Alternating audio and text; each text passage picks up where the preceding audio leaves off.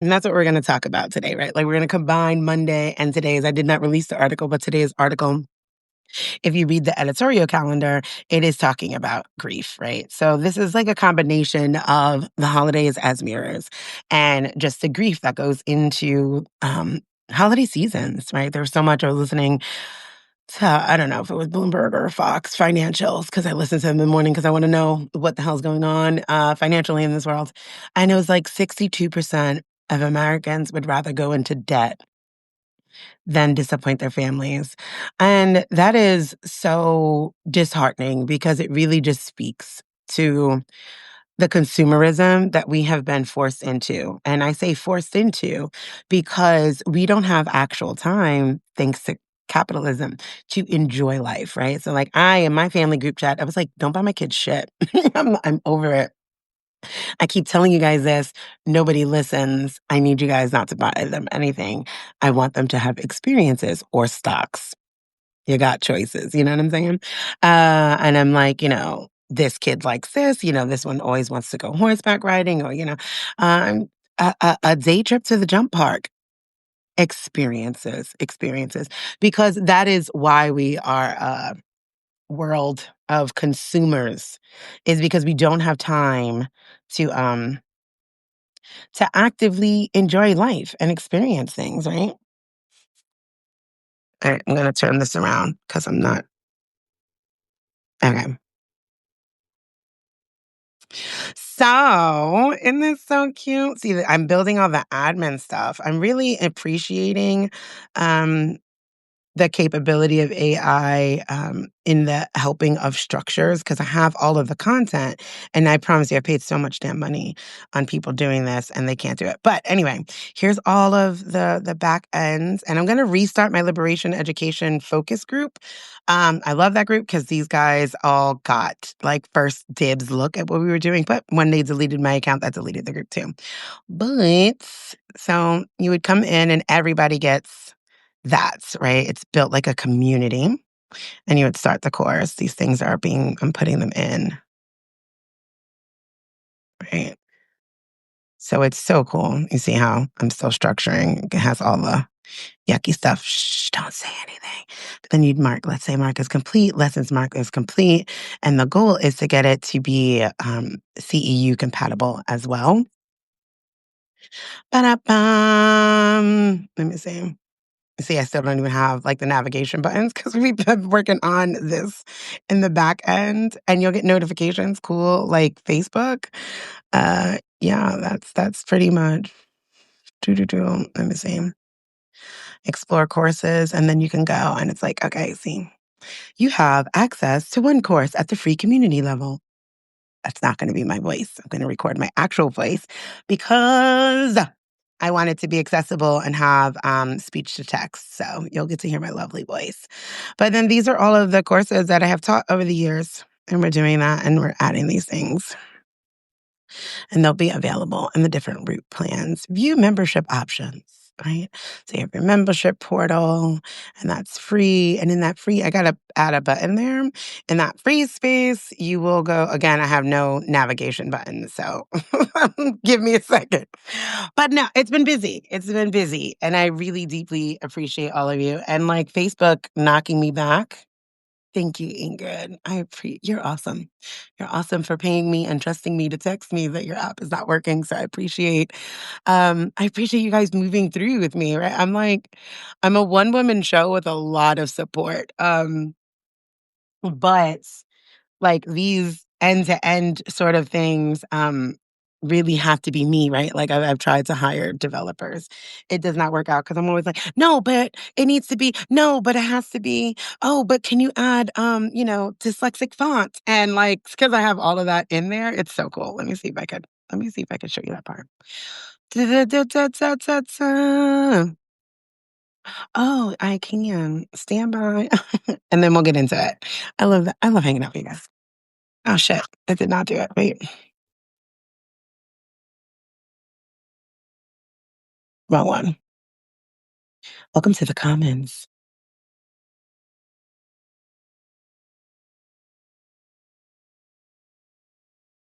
All right. I can do it from there. Welcome to the commons, right? Like, so it's this idea of like you're just hanging out, and there'll be groups, right? Here's the equity lounge, and it's like the idea is that it will stop us from doom scrolling, right? Like if you're in the community, you could just walk around and chill, talk about things like how I have the self homework in all of my articles. So it would be home, parenting for liberation, mutual aid board. So like when people have requests or needs, et cetera, et cetera. Um, Obviously, information and structural foundations for how to build your own mutual aid, self work, yada, yada, yada. And then the articles, the archive of which Lisa is doing so amazing with helping me archive all of my Substack articles will live there with lessons. Oh, this is the fun part. Isn't this cool? Check this out. Check this out. Look at you get to go through your access needs, right? Like what's your pronouns? What, neurodivergent friendly layouts, low sensory captions. I prefer audio over video reading, whatever that looks like. Isn't that cool? And so like pause all automated emails. Sometimes that's too damn stressful. Don't nobody want to be bothered by your sailing. There's going to be dark mode if you're dyslexic font, like really trying to make it accessible. Reduced motion, like so all the things are not going, and boom, large text. I'm super excited in case you could not tell. So yeah, this is what I've been working on and like Sosie. And then with the neurodivergent friendly text, it's literally, look at what I realized. It will take it, right? Because I have two audio HD kids. It will take my writing and literally take it and condense it so it's not so much information, it's overwhelming. I'm amazed. I'm amazed at what is available now, and I've always loved tech, so this is a fun time for me. So, anyway, good morning.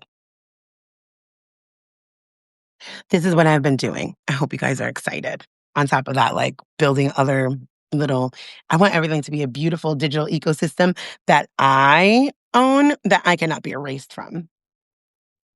And I get to choose access level and accessibility level. And I find that to be an amazing win in this day and age. So, all right, let me open up my notes. Thank you for allowing me to catch up with you guys. Good morning, Dilemma. Hi, Ariana. All right, where are we at? Let me open up my Google Doc. No, get down, Binks. Look at them. They're so damn bad. Look at this. Look at this. Look at this. Can you see them? Do you see the two voids? Say hi, Moon. Hi, Binks. Aren't they precious? It's insane. It's like too many cats and kids. Okay. Are you ready? Where are we at? Okay, there we go. We are mixing together Monday and today, where we're talking about holidays and mirror and the grief that goes into the holidays. And then following this, the article and the replay will be available this afternoon. I'm making this one, obviously, it's not paid wold, even though it's on Wednesday, because I was not here from Monday. My God, I hope you guys are taking whatever rest you can. We need it. We all need it. Okay, so our three talking points.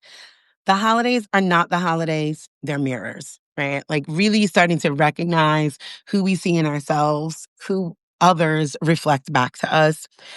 There's a bunch of information that can be had. Where are my boundaries being tested? Where are they leaking? Where are they lacking? What could I do that's better? How does this person activate me? This is an amazing time to turn around and really learn where you're at on your own healing journey. And to take control. Like, you know what? I don't want to. I don't want to. No is a complete sentence, right? If you don't want to do it, I suggest don't do it. I really am loving. So many people have messaged me and I'm like, you know what? I've decided I'm not. I'm just going to order some food in. I don't want to be bothered. And I think that when you make those choices from a deeper care for oneself, it's not anger, right? I don't want you, I'm not going because da da da da da. No, because then you may feel bad later on, but having the ability to turn around and really sit within, like, these people are just not my people, or I just don't want to do it, right? Is there inequitable labor? All of these things going on. That's what I mean by the holidays get to be a mirror. What effort is being put in to a relationship between you and some of these people you're spending time with and feel obligated. Like, which one is happening right now? Feel obligated to do so. You don't have to. You don't have to, friend. Okay. Talking point two, grief didn't arrive with the season. It arrived because love did, right?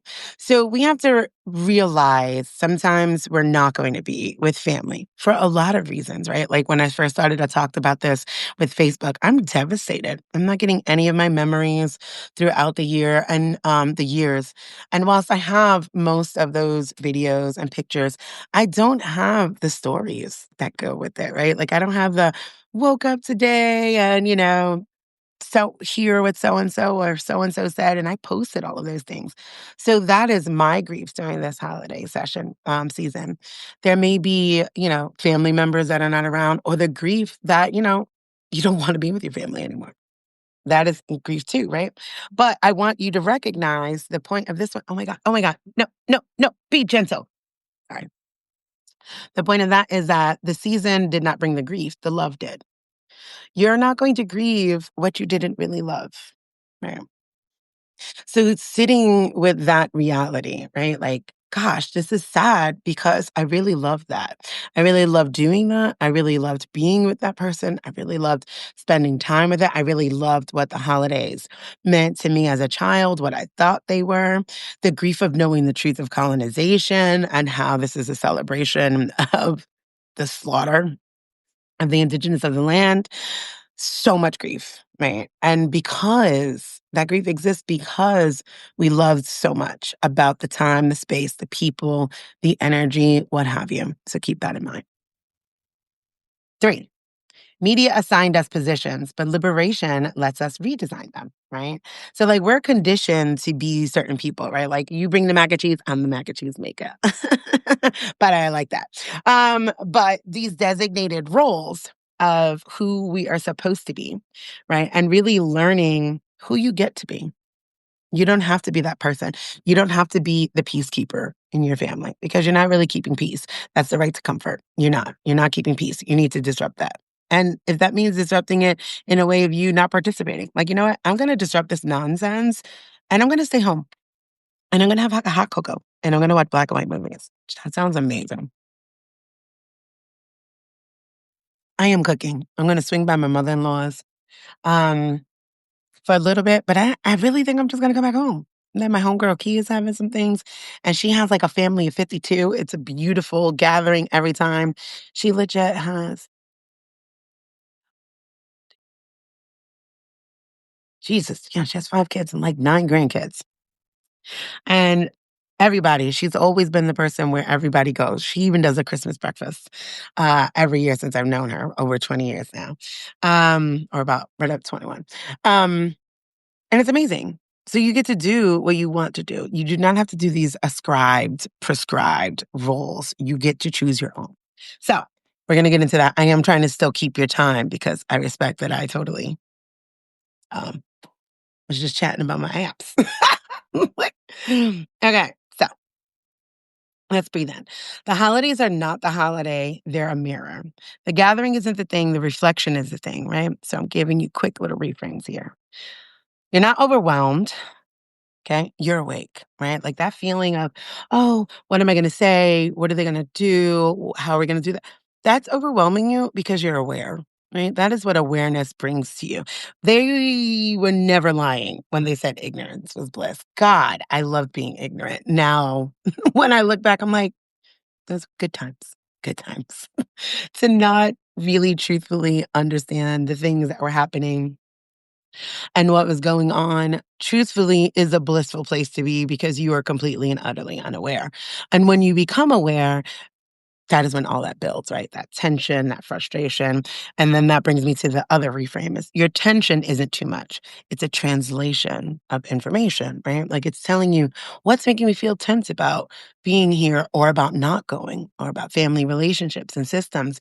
And during this time, very specifically with the holiday day being tomorrow, you still have time You still have time. You still have time to say no, right? But you still have time to choose who you're gonna be when you get there, right? You still have time to work on your boundaries. Oh, I love that. Taylor says we have a small extended fam constellation.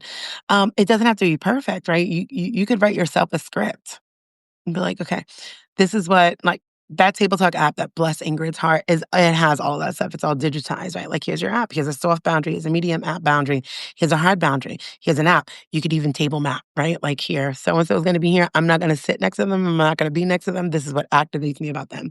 But even if you don't have the app, here it is. Like these are get these things going in your mind, right? Get yourself a care plan. You need a care plan, right? To get through the holidays, whatever that looks like. Even if you are choosing you and you are staying home, get a care plan, right? So you're not sitting there being nostalgic, right? Back into that grief, missing what you used to love, right? You could be celebrating the fact that you chose you. Taylor said, and four people cooking for six. I love that. I love, send me a plate. Because I love to eat. The reflections that I offer here is you're being shown the emotional ledger that you can no longer ignore. Right? Holidays being a mirror lets us know how much you've been holding the whole year, this last week, your entire life. Right? But it is an emotional ledger of what roles you were intended to play, what roles other people have played, how people will not talk to you all goddamn year, but then want to talk to you. Don't talk to me today. Today's Thursday. Keep the same energy you had on Monday. You don't gotta talk to me today. All of those things kind of come up and play. So you get this emotional ledger that you have to it's so intense. Holiday seasons are and because they're so back to back and in the middle of this time with the economic collapse pretty much, but with the economy being so strained for those who are not wealthy, with the presidency where it is, with everyday people being so fractured, this time that we have always been told and taught is about togetherness and family and letting bygones be bygones. And all of that is a lie from the pit of hell. But because going into point two, because we love that and we saw that as an opportunity for connection, because there's so much lack of connection due to supremacy culture, there's a lot of grief there. Right. So give yourself that space to have that grief, to take account, right? Accounts and ledgers. Dr. Kim and I used to talk about that all the time. But with your emotions, what are you going through? What's coming up? What are you feeling into? Right. In my own case, like I said, I'm assuming by my mother-in-laws. I don't know if their father's gonna be there. Praying Jesus. I don't hit him with my truck.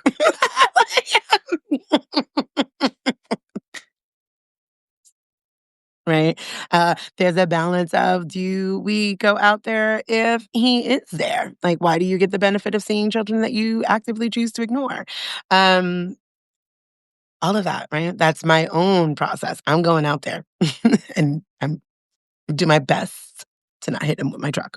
But you have to go through those accounts, and I've made myself a backup plan, right? Like I have my food here. Those people, I love you, Mia. Yeah. Oh, my bad. I have astigmatism. I've made my backup plan, right? Like I have some friends that are going to come over here later on. Right. So even if I do have to have that tension, like right back to that, like the tension is not you being too much, it is an actual translation of your emotions. So if there's some tension that I have to move through, who knows? It may be absolutely joyous. Who the hell knows? They may not show up. All of the things. But I've created a plan for myself and my children, right? To be aware, to let them know, to set their boundaries. You don't have to talk. D- Did he talk to you all year? You don't got to say a fucking word. Treat people the exact same way they treat you. He treats you like a stranger all year. After he's raised you your whole life, treat that motherfucker like a stranger when you see him. And keep it pushing. No respectability politics this way, right?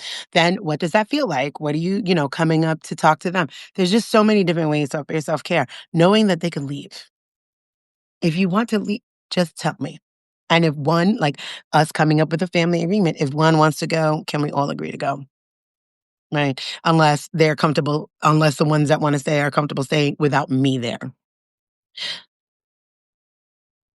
Care. Put yourself first. All right. So here's a reflection. You're being shown the emotional ledger that you can no longer ignore, right? You're being invited into boundaries your body has been begging for. The holiday is a stage, but the mirror gives you agency.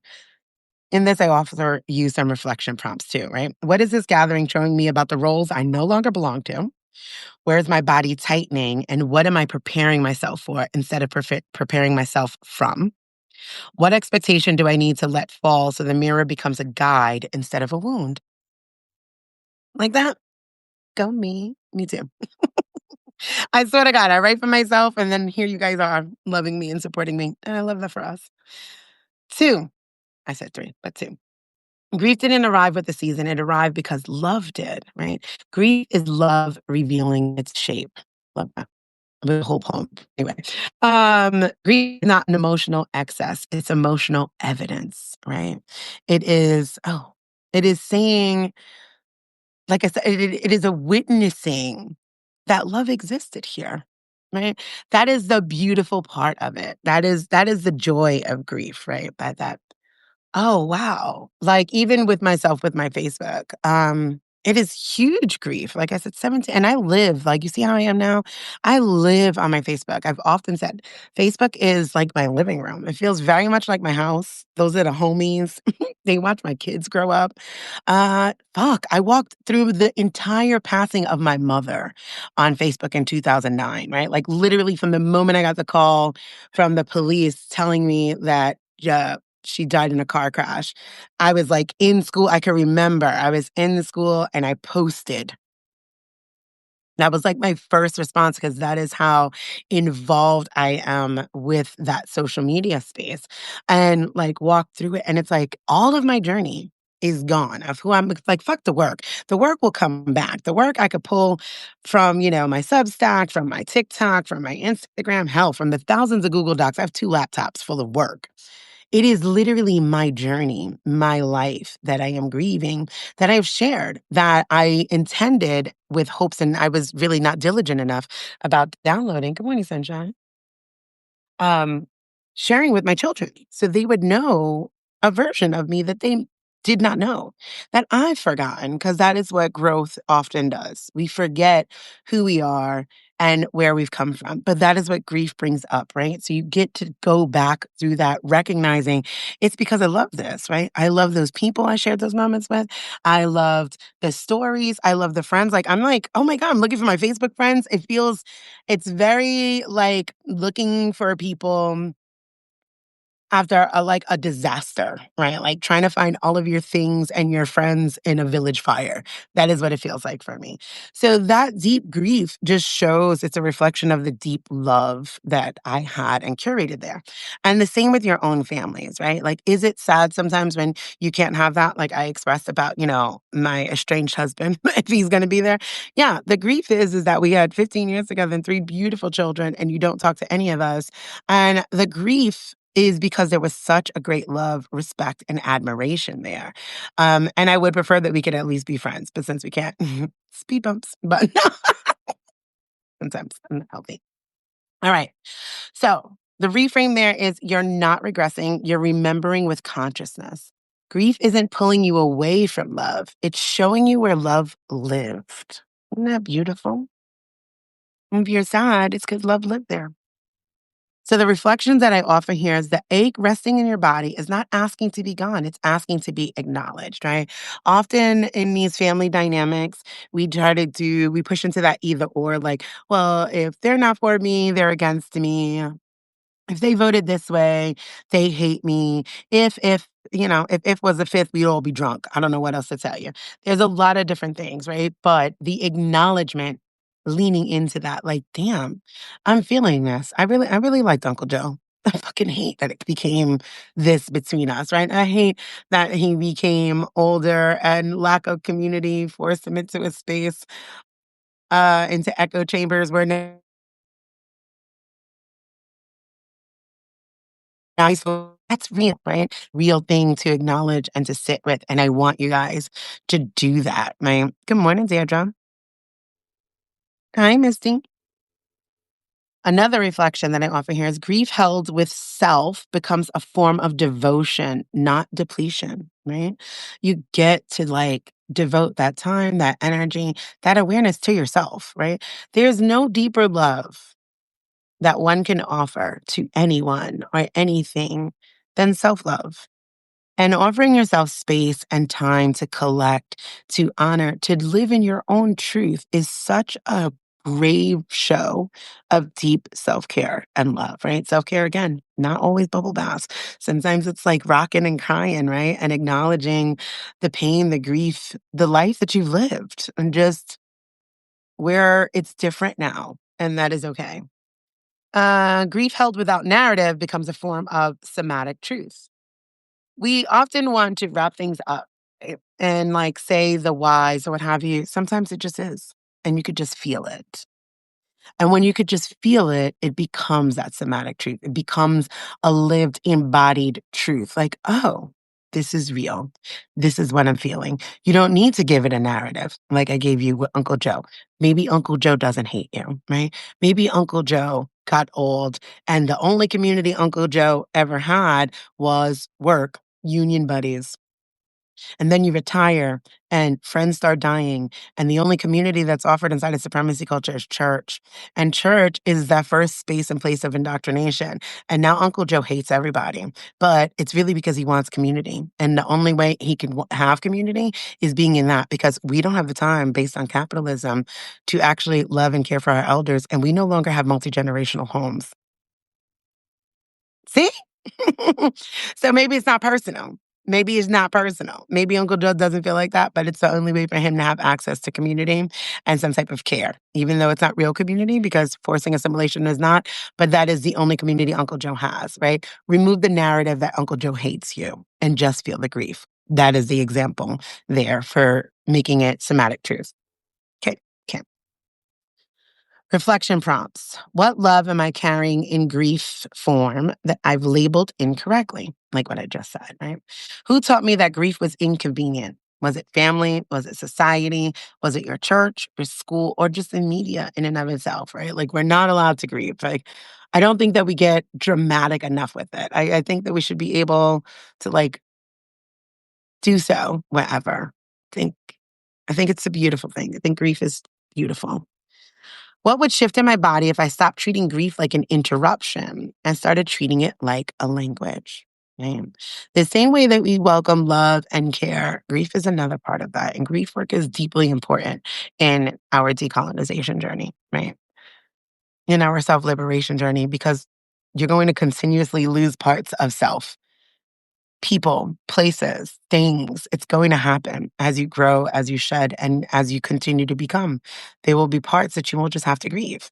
I have to grieve the part of me that would hit you with the truck. There's a part of me that wouldn't have thought about that a couple years ago. And that would have been the goal. Right now, it's like, look at me. Look at me. I'm gonna grieve that crazy person. Like, okay, but 46, I got a bad back. I can't be in jail. Like, it's a lot of different things. So even like that, like, like I'm making light of it, but there are gonna be parts of you that just in your own evolution and your own becoming, you just won't be. Lisa says, seeing Black and Indigenous women wailing out their grief makes white people uncomfortable. It makes white people uncomfortable because white people are not allowed to feel grief. Like, right? Like, and I want y'all to realize that that is a very Americanized thing because white Jewish people have a whole wailing wall where they grieve in public. Like, put their prayers in the wall and just sit there and wail. That is a very white American construct. That is not a white body people thing. That's a white American Christian construct, to not grieve. So that is where that comes from. So they're confused more than they can't take it. They're confused, like, what's happening? Why are they doing this? What's happening? Keening. The Irish had keening. You'd pay people to go door to door and wail and grieve. It's a very white American Christian colonial concept to not grieve. Grief is a part of life. I don't know what other white body people do. I just had Jewish and Irish people in my family. So, but there you go. There could be your fun little thing to look up what ethnic white people did for grief. It was very public. It was very I mean, well, hell, the Victorians, they fucking wore black for like 2 years, but they're see, that's where it comes from. Is that very posh and very quiet and very modest. I think the women had to grieve for a year or two and had to make it obvious, but quiet. Like, suffer in silence. The baby cat was in the freaking kitchen, right? And she was in the sink eating the black stuff.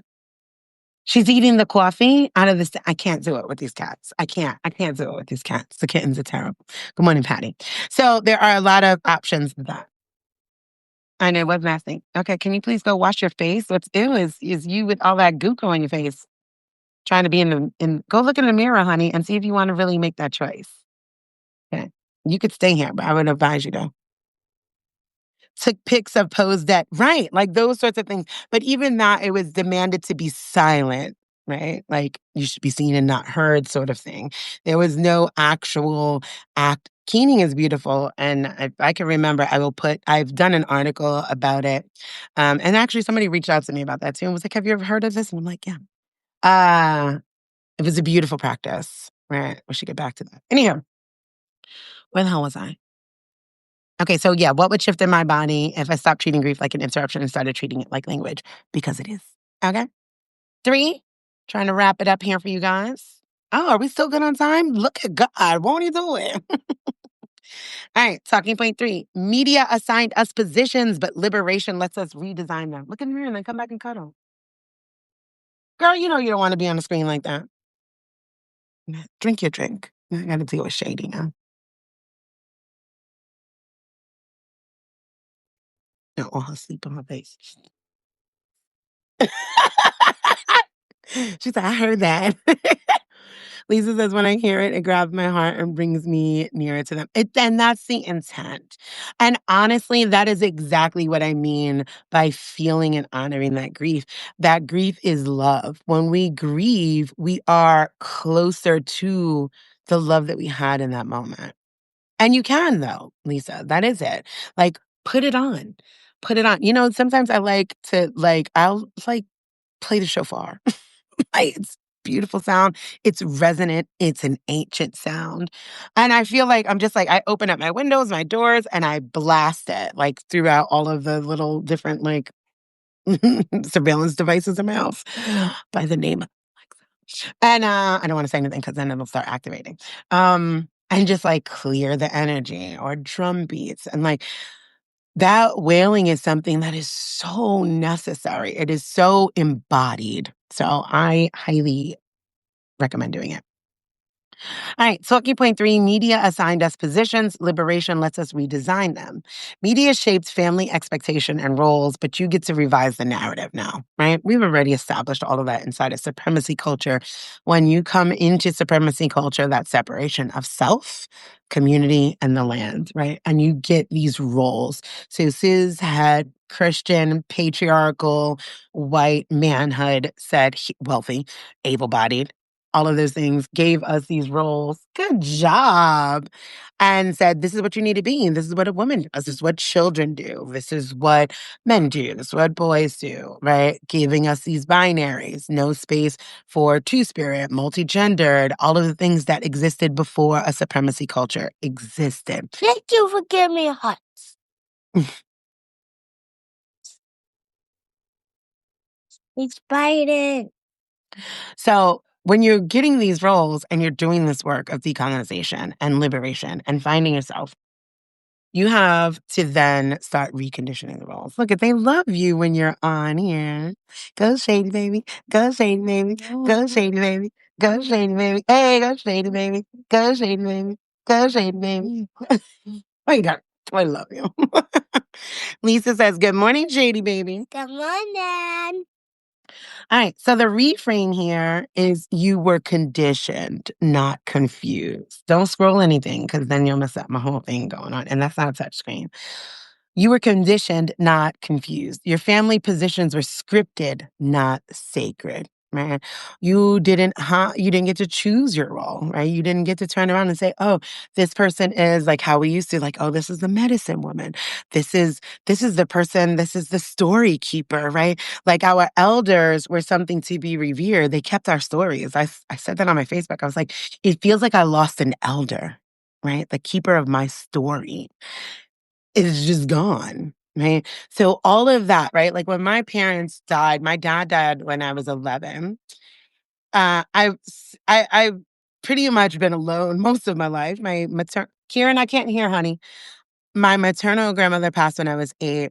My dad passed when I was 11. My paternal grandmother passed when I was 14, and my mom passed when I was 30. All of my history is gone. So I intended on being the history keeper, the story keeper, and that was part of my Facebook, right? So that is the deeper level even of my, because I you can't go back. When you lose that, you can't go back. You can't go back and ask those questions, right? And that is the difference of having a scripted family role and a sacred family role. Your elders are sacred. They are your story keepers. They know the things about you and your parents. That's juicy shit. Like, what? Tell me about my ma. So all of those things, right? Like that is the difference of a scripted role and a sacred role. And remember, they are scripted roles by narratives that you did not consent to, right? So unlearning a role doesn't mean unloving the people. It means unwriting the script, right? So if you are walking into the house and you are the bridge walker, you're the person that tries to balance both sides. That's a script that you were given, like, right? Like, as a kid, like, "Oh, well, I understand both people, both sides." It's like being a mixed kid. I'm a mixed kid. I'm all grown up now. I didn't have these issues in my family, but I watch a lot of the mixed kids online talk about these spaces, and those are usually like those bridge walkers, right? Where they're trying to find this balance between these 2 parts of their families that have not melded. What level of acceptance of racism will they tolerate? Like, They put a heart. they did put a heart. I put that. Huh? Okay, I will tap a heart over here too, sunshine. There we go. I can't keep tapping and talking and reading because of my brain. Um, you get to choose to not be that. Number 3. Yes, we are on number 3. You get to choose to not be that anymore. You do not have to do that. That is something that was given to you that you did not ask for. You get to choose something else, is what that is, right? So the reflection that I offer here is the media stories you consumed taught you who gets to speak, grieve, avoid, perform, or control. And your body is now reacting to the gap in between the inherited media myths, right? Because, Sam says all the hearts. Yeah, do the hearts. So I am choosing media because we had such a good time during September, during the Gilded Age. And the truth of the matter is, and I've shared this in my, America as a Business series. It's always selling, and it uses the media. It has never not used the media in one way or another. I see, baby. Whether it was postcards, whether it was, uh, heralds announcing something that was all media, right? Bam, bam, bam, all hail the king, whatever. It did not matter. There's always been media for propaganda. And we have really got to see, it's not really cold. You could definitely wrap yourself in a blanket. We have got to see the lineage of who we are and how long we've been here as humans, right? We are not new every generation. So we come from a long line of that, but this iteration of it, very specifically our generations that we're living in right now with the accessibility of all the media in the world has been flooding in. And for quite some time before we were able to get expansive knowledge from other humans and their experiences, we only got like 5 channels, guys. I grew up with 5 channels. I'm only 46. Like, you got 5 channels, and those shows came on, and those are the things that you learned. You learned how to be cute and how to be pretty and how to be a girl and how to be a man and how to show up and how to be a provider and all of those things because that was the intended message, right? Media sells. America is a business. A business needs to always be selling, right? ABCs of marketing was always be closing, like always be closing. Journalists hold so much power. Absolutely, absolutely. Okay, so Girl, what is happening right here? So the body is not reacting to the gap between inherited media myth and embodied consciousness, right? Like I said, now we are in this. Look at people could be from anywhere. Lisa said I had 3 channels. Like, um, yeah. You know what I'm saying? And those shows, it's why like the Table Talk app, I loved All in the Family. I loved Archie Bunker. Like I did. I thought it was real TV. It gave birth to the Jeffersons. I love the conversations and I still rewatch it now. The conversations are prevalent now, right? And so that is what the Table Talk app is actually based on. It's based on our family archetypes, based on Archie Bunker and the Jeffersons. And my intent is to turn that into an entire pop culture series. Yes. Like yeah. Married with Children, Roseanne. Okay, thank you. Roseanne. I love Roseanne. But they want those sorts of images on TV because media did not want to see poor whites anywhere, right? Like, so that show, Married with Children, those things were not necessarily always allowed or liked, where you got like All in the Family. Um, Family Ties, I mean, you got Family Ties in the Wonder Years, and now you're selling that white picket fence, middle America, right, with the Wonder Years. Look at the 1950s trad wife and all in Family Ties. I loved Family Ties. Family Ties was, that upper echelon, middle class white America. It's all very interesting. So it's always been selling, and that's what it basically is. So my whole point of this reflection prompts is what media what media fed family role shaped me the most? Like to ask yourself that. And what did it cost my body? Right? Dinna. The fourth was only if the outdoor antenna was catching signal. I remember I still have a TV antenna, so just in case my cable ever goes out and I can get my 3 funky little channels. I remember in New York they had this thing called WHT, which was like the first cable, and I just thought I was so fancy when my family got that. I was like, look at us. We're big shots. No one even turn on the damn TV unless it's SVU. So the reflection prompts that I offer them. So. Mm. You don't want to eat? Go get a banana or something. Go get an apple.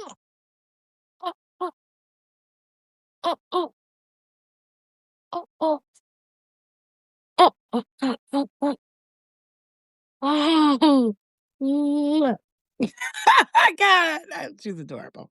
All right. So the reflection prompts here is to ask yourself, what media fed family roles shaped me the most? And what did it cost my body? Right. Like, because you get all of these ideas of who you're supposed to be. And this is why they say representation matters. Right. I still love Roseanne because Roseanne is closer to my family than Family Ties was. Like, Roseanne is still closer to my family than Family Ties was. We weren't the Jeffersons either, right? Like, so, like, I loved that show. Still love that show. I love the reboot of that show, right? When they took Roseanne off and she died, and Dan was still there in the same house, and the financial struggles and all of that. I'm like, that's representation that matters. It goes well deeper beyond just race. But when you've been not represented at all on TV, because I also remember the very first time I ever seen a family dynamic of mine, it was a Cheerios commercial. And I was a full ass adult before I seen a Black man. Please stop. Please stop. Get them hot. Okay, don't give any more heart. Give that last one, but I don't want you to touch anything accidentally. Uh, a Black husband with a white wife and a little curly head beige kid. So that, representation matters in all of the different type of ways. But I want you to ask yourself that is like, what shaped you? Because queer people didn't exist on TV. Disabled people didn't exist on TV during those times.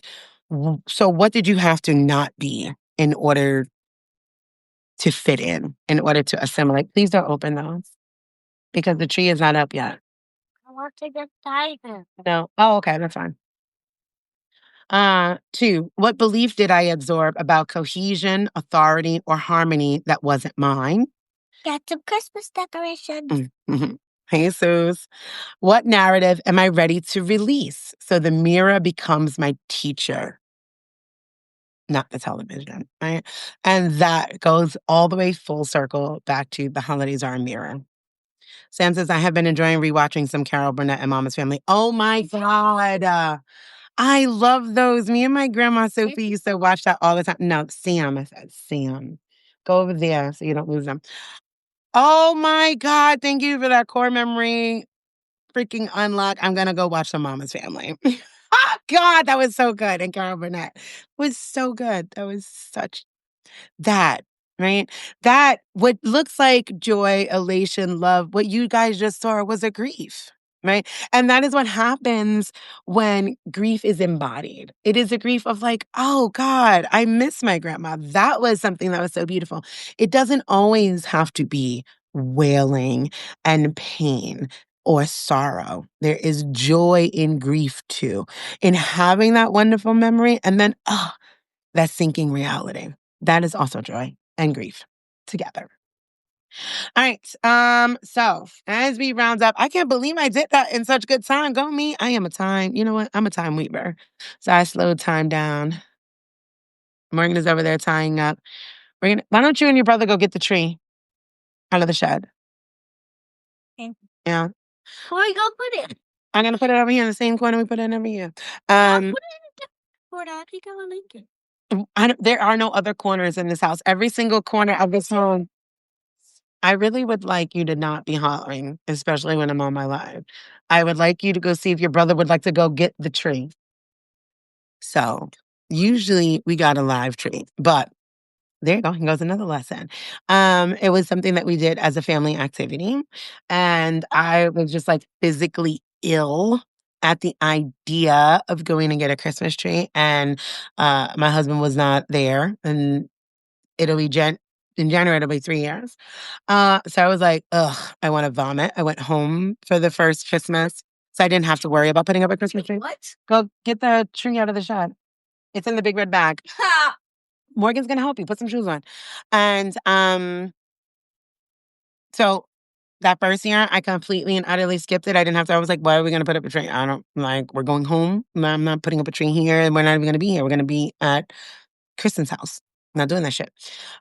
So that gave me a way out of it. So just also to let you know that this process, please, please. I'm so angry right now because you not listening is wild work. Please go get some shoes on. I do. Okay, well then come up out of the camera. Thank you. Um, He's letting outside. yeah, but you were listening and you tend to take advantage and you want to see how far. And I don't appreciate you pushing my boundaries at all. And you're not going to be allowed to. What you can do is move away from me. And that's about that. Right. So you guys can go get the tree.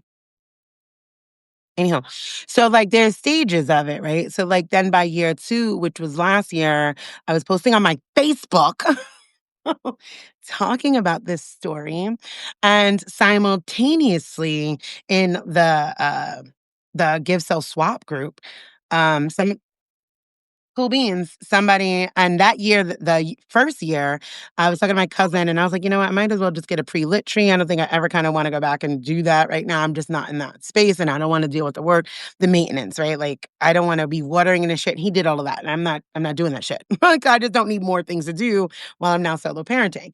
So we were looking at pre-lit trees, and I was like, cool, cool, cool. I was gonna get one, and then by the time the second year came along, and I was talking about it simultaneously, a friend's of mine, yes, posted in the group like, "Oh, hey, pre-lit tree free," and I was like, "Oh shit!" So I text their wife. But I actually married them. They were not married then yet, but they're now wife. And I was like, "Oh shit, Kels, tell Sander that I want the tree." And they brought it over here. They delivered it to me, and we're here at year 3. And now I've gotten to the point that my fucking Christmas tree is going up on Thanksgiving, like it used to. Allow yourself time. That's the whole point of that story. Please stop doing that. You look adorable. Why you got my sneakers on? Go get the damn tree. So, the whole point of that story is allow yourself the time that you need to grieve the way you need, to show up for yourself the way you need to show up for yourself. And eventually, you'll find your new normal and you'll find your joy in all of it, even the speed bumps. There you go. I'm going to read these comments. Let me see. Mia says, I think Highway to Heaven was the only show with more intersections, and it was still white dudes saving them. Yeah, oh my God, yeah. My Aunt Deidre used to watch that, or Touched by an Angel, right? Like as we got further along, like 80s, as more 90s. Touched by an Angel was good. It was Della Reese, but I mean, Black women saving us as an angel doesn't feel new. But yeah, no, I'm loving TV now. Like I love that my kids could turn on a cartoon and it's queer as fuck, or there's an autistic kid, a nonverbal autistic kid. Like, I'm like, why the hell do we not all deserve, if we're gonna be out here selling, right? Like, if we're gonna be out here, then don't you want everybody to exist? Makes me think of Seventh Heaven. Oh, look at you guys, suckers, sucker. I love that. I love that for us. And if you're home this holiday season, maybe do that. That can invite the joy of your grief, right? Watch some shows that are nostalgic and lovely. The other few weeks ago, I binged Charmed, right? Binged. I love Charmed. I fucking love Charmed. I binged it completely. But then, it made me think back to my first marriage. I'd be running through them. Like, made me think to my first marriage, my adult child that doesn't talk to me, right? She's 29. Here comes those holidays. My sister that I raised, and she's 35 now, and where I was living. And you've lived an amazing life. You've lived an amazing life. And when you could really sit down and think about the span of your life, there is so much grief in that. And there's so much joy in that. And there's so much lived truth. And this holiday, allow that to be the mirror. Is that there's just so many versions of you, right? It's like a fun house of mirrors. Allow yourself to see who you truly are. That's my holiday message. And now I'm going to go help Ingrid and others who cannot get on the damn Table Talk app. So yeah, that's pretty much it. The kids they did it. I didn't do it. It was intended to be almost like a Sisyphean task, but they did it. Did it. Hold on a second. Please ignore all of the stuff that we're doing for donation. Help him lift it. You lift from one bottom. I can't get over there now. Bro, I can't do it. You're gonna have to lift it. You're gonna have to lift it. It's too heavy. Like, I can't. Shady can help you lift it. No, like, I can't at all. Okay, I gotcha. Oh, my knees, Jesus. They did it! Well, I did. Marnie didn't help anything. I pulled it out. I dragged it. Oh, shit. You're not lying. It was heavy. Bruh, it had wheels on there, my guy. Dude, the wheels are there. I don't. All right. So now we're going to put up our tree. Who, me? Well, no, I got to fix this app for Ingrid. You see that? ADHD. I already forgot. Why would you do that, buddy? Did that seem like a good choice? So stop, because if you broke our tree, now what? No more Christmas. No more Christmas tree.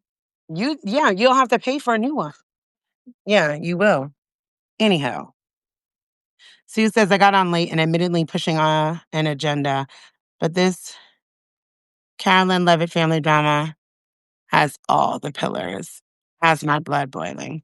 I'm gonna screenshot that so I can share it later on. I'm gonna jump off here, go figure out what's going on, check in with Ingrid to see if they were able to log on, and if so, then we're gonna put up the tree, and I will send you guys a picture. All right, bye. Love you. Thank you for space and grace. Give yourself the same space and grace that you offer me. All right, bye. Find my makeup.